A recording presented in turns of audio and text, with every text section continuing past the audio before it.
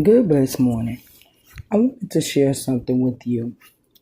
About a week ago, I was working on some papers that I had to get done because there was a time limit that it needed to be done. And I noticed that every time I'm trying to get something done, I would get frustrated. And I began to pray, and I was like, God, why every time I'm trying to work on something to get something done, I'm getting frustrated. And I'm not able to get it done. It always takes me a longer time. And God spoke to me and said, because I am not in frustration.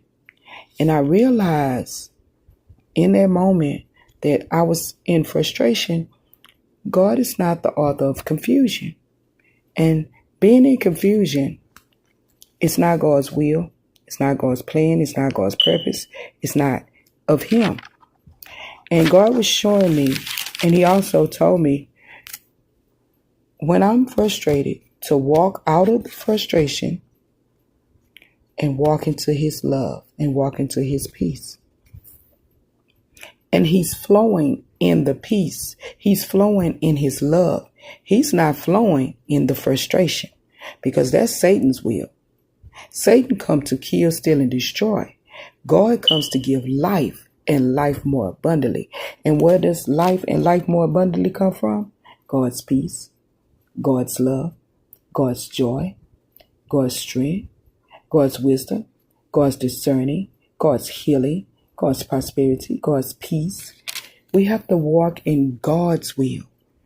And when we walk in God's will, the abundance of God's will flow in us and through us and with us.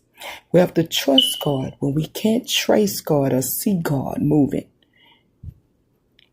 Thank God for every situation and allowing God to be in that situation. Invite God in. You're always sending invitations for everybody else. Invite God in. Send Him an invitation. God, come go with me. God, lead me. God, I'm asking you to go before me and make every crooked place straight.